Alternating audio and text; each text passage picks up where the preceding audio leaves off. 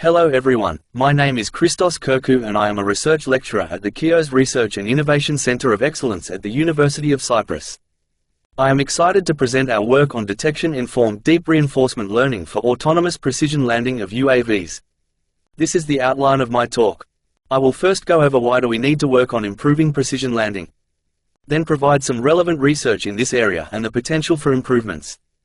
I will then present the main methodology of our approach and experiments with results. Finally, I will provide the conclusions of our work. Today we see an ever-increasing application spectrum for UAVs, drones, from traffic monitoring, search and rescue inspection, and as the capabilities expand so do the application domains. For many applications long monitoring times are required to capture significant information. This requires high levels of autonomy. In such cases the operational times provided by modern UAVs might not be enough. For this reason, they need to recharge frequently. In such cases to provide increased autonomy and landing in unmapped area there is the need for the UAV itself to be able to recognize the landing area and also approach it with high accuracy. For this problem we essentially want to learn a control policy to land the drone as smoothly as possible. And so, we enter the realm of reinforcement learning, where an agent learns a RL control policy while interacting with its environment and receives a reward signal for actions that help it achieve a predefined objective. So, in our case the agent would be the UAV that tries to land in an environment and interacts with it. Reinforcement learning has been proven to be a promising control approach and is widely used in robotics with variants such as Q-learning and PPO. Proximal policy optimization, PPO, is an actor-critic policy that compares the probability of an action to be sampled under the current policy over the old policy and increases the probability of the action in the current state if the reward is positive or reduces the probability of the action in the current state if the reward is negative. RL as an approach has been used in several works regarding control of UAVs, some of which are listed here. But if you look at the literature you can see a few drawbacks that make using these policies in the real world more challenging. They mostly focus primarily on the control aspect and so they assume that the drone captures small resolution images and operate at low dimensional spaces. The simulators used provide low fidelity visual representations not suitable for direct application in the real world. Other approaches assume specialized visual markers which are not generalizable or use no visual input at all. Aspects of the computer vision algorithms and their interplay with the policy are often neglected. So, in this work our aim is to address these limitations. First, the scenario that we consider is that of a drone that gets close to the vicinity of the landing pad and then initiates the landing process which we are going to learn. We primarily consider two things: first the use of photorealistic simulators to learn with environments as close as possible to the real world, and then use a modular approach for combined object detection and RL, thus avoiding the end-to-end approach. Overall, the aim of this work is to explore how we can learn reinforcement learning control policies in simulation utilizing computer vision to localize our target, without needing to modify the pipeline from simulation to real-world deployment, therefore reducing the simulation to reality gap. In summary, our approach has the following contributions. It introduces a method for autonomous landing using the YOLO detection algorithm in a highly realistic simulator. Unlike traditional methods, our approach eliminates the need for specialized markers, making it more adaptable and practical. By pre-training and validating the object detector with both real-world and synthetic images, we significantly narrow the sim-to-real gap, and at the same time make the policy learning converge faster and utilize an algorithm that works in real environments. Now let's go in detail to understand the different components of our approach. First, our approach utilizes modern and generalizable object detectors such as the YOLO algorithm. Very briefly, the YOLO approach is based on convolutional neural networks that receive an image and directly regress the bounding box's location and class of each bounding box. This approach produces a three-dimensional tensor with object information. Our approach operates on top of that tensor which it provides as input to the control policy. A note here is that this algorithm is quite general and can be applied to different objects and in our case can be optimized separately from the RL policy. Now the second part is the RL algorithm. We make use of out-of-the-box PPO and its variant LSTM-PPO for considering the temporal aspect. They have performed well in various environments with discrete or continuous action spaces. PPO works by maximizing the total reward for an agent acting in an environment by increasing the probability of actions that lead to positive reward. It incorporates a clipping mechanism to ensure the policy update stays close to the previous policy. This helps maintain stability during training. Finally, it keeps track of how good an action is at a given step compared to the average action. This characteristics make PPO efficient and achieving good performance across various tasks. In our setup, we define an episode to last until either the drone has landed correctly or outside the defined zone, or until the maximum time has been reached. Then for each action we add small reward signals.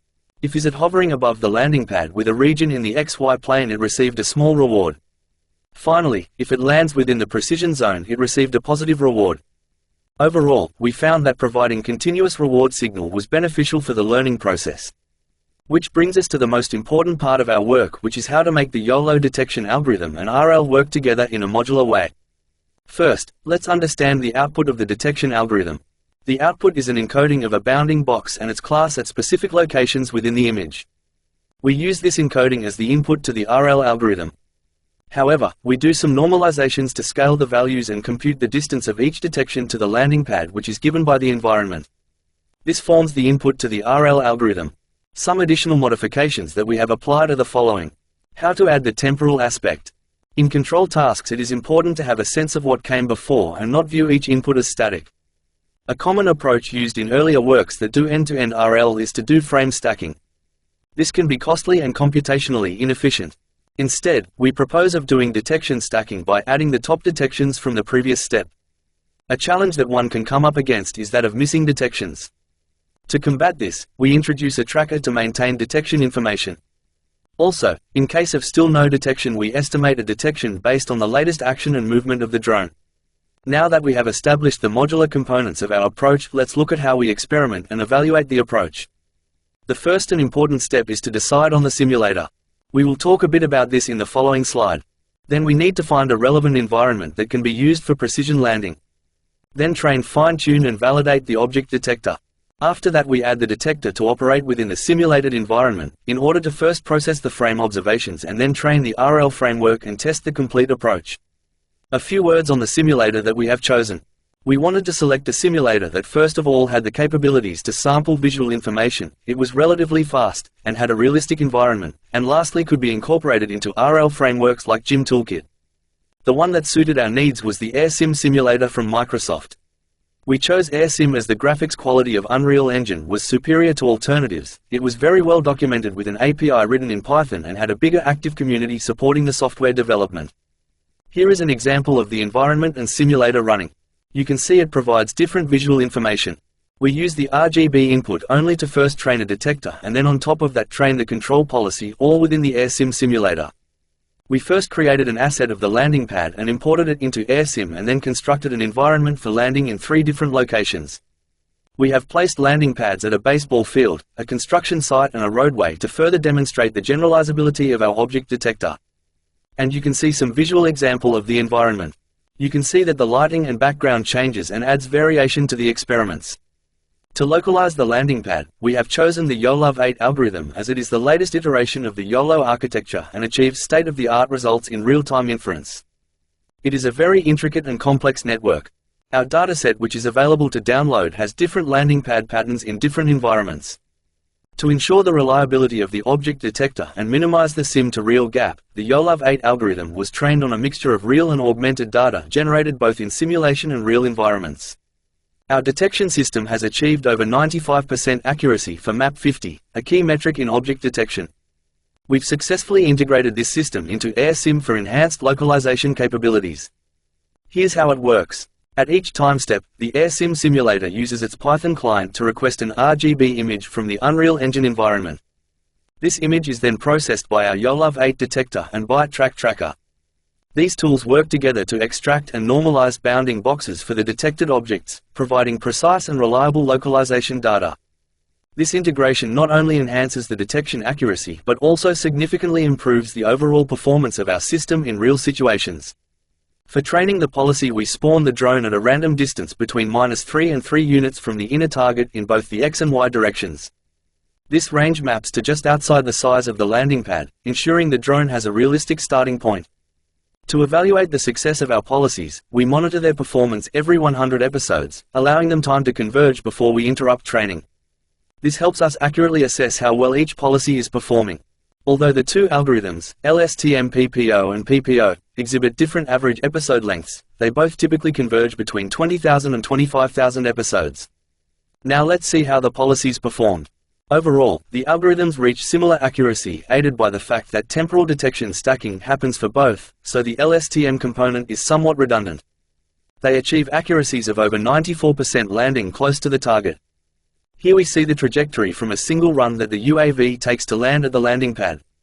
We can observe that in the initial stages of the trajectory it is characterized by a smooth flow, gradually transitioning into circular maneuvers as the UAV approaches its target. This is also an area of improvement by implementing an appropriate objective that gradually decreases the velocity as the UAV nears the landing area, which would enhance the overall smoothness of its trajectory. Let's see how the simulation operates during validation. This video showcases the drone during autonomous landing at various backgrounds. As you can see, it will first spawn and fly up in random locations, and then the policy will begin to run, which descends and change the direction of the drone. It is visible that the drone centers the landing pad very well and performs landing in all observed flights within the inner frame of the landing pad. The video on the right shows the view of the camera feed that goes directly as input to the object detection module to get a better understanding of what the drone actually sees. Here we see the cumulative and probability density functions of the landing distance to the target center. The distance is measured as the center of the drone to the center of the landing pad. The cumulative density function demonstrates that 94.25% of landings occur at a distance less than 68 centimeters, which we consider a successful landing. The probability distribution function highlights the distance at which the UAV is more probable to land from the platform center. The highest PDF is around the 50 centimeters for each algorithm, which would lead to a successful landing.